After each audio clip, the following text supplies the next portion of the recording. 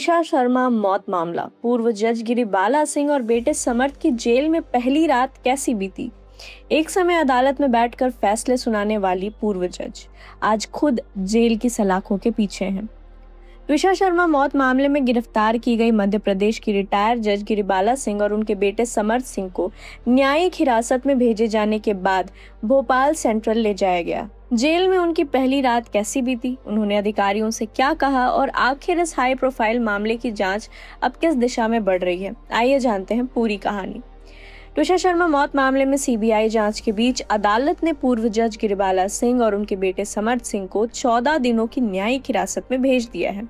इसके बाद दोनों को भोपाल सेंट्रल जेल ले जाया गया, जहां जेल रिकॉर्ड में गिरिबाला सिंह को कैदी नंबर 71 और समर्थ सिंह को कैदी नंबर 1782 के रूप में दर्ज किया गया। जेल सूत्रों के मुताबिक जेल पहुंचने के बाद गिरिबाला सिंह ने अधिकारियों से कहा कि उन्हें कानून पर पूरा भरोसा है और उन्होंने तथा उनके बेटे ने कुछ भी गलत नहीं किया है। जेल प्रशासन के अनुसार दोनों को शाम के समय सामान्य कैदियों की तरह भोजन दिया गया, जिसमें रोटी और कड़ी पकौड़ी शामिल था। बताया गया कि गिरिबाला सिंह ने खाने में चना दाल लेने से इनकार किया, लेकिन बाकी भोजन सामान्य रूप से ग्रहण किया।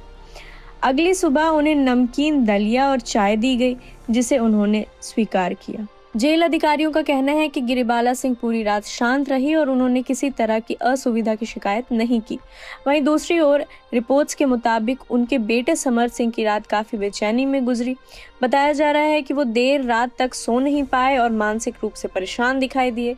जेल में प्रवेश के बाद दोनों की नियमित मेडिकल जांच भी कराई गई। अधिकारियों के अनुसार गिरिबाला सिंह ने बताया कि उन्हें कोई गंभीर बीमारी नहीं है और वे किसी नियमित दवा पर भी निर्भर नहीं है। हालांकि उनकी उम्र और सुरक्षा संबंधी चिंताओं को देखते हुए उन्हें महिला जेल के मेडिकल सेक्शन में रखा गया है। ये फैसला इसलिए भी महत्वपूर्ण माना जा रहा है क्योंकि अपने न्यायिक करियर के दौरान उन्होंने कई चर्चित मामलों में फैसले सुनाए थे। अदालत में उन्होंने ये आशंका भी जताई थी कि जिन लोगों को उन्होंने सजा सुनाई थी, उनमें से कुछ कैदी जेल में मौजूद हो सकते हैं। इसी वजह से उनकी सुरक्षा को ध्यान में रखते हुए विशेष व्यवस्था की गई है।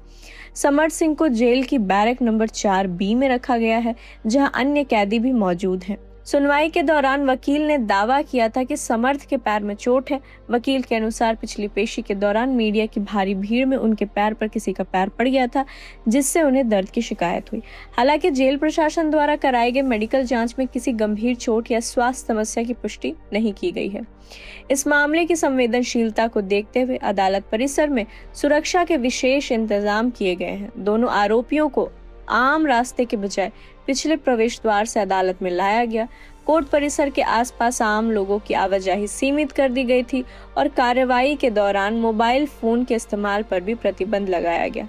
प्रशासन का मानना था कि मामले को लेकर लोगों और मीडिया की दिलचस्पी काफी ज्यादा है, इसलिए किसी भी तरह की अव्यवस्था से बचना जरूरी था।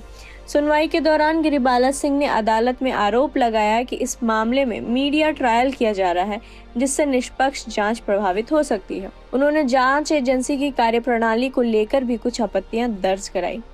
वहीं समर्थ सिंह ने अदालत में आरोप लगाया कि एक वकील ने उनके साथ दुर्व्यवहार किया और अपमानजनक भाषा का इस्तेमाल किया।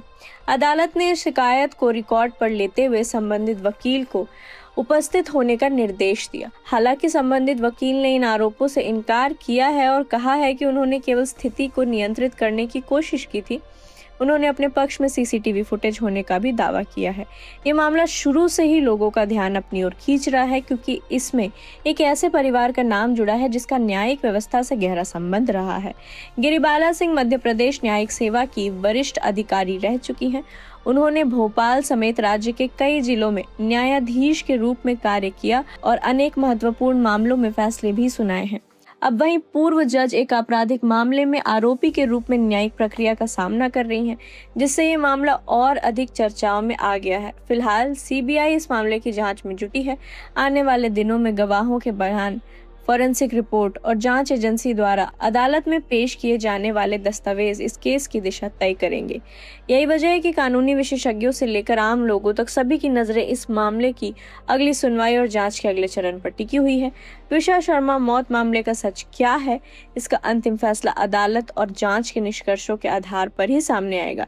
लेकिन फिलहाल ये मामला देश के सबसे चर्चित कानूनी मामलों में से एक बन गया है। प्रभात खबर .com, विश्वास वही, रफ्तार नहीं।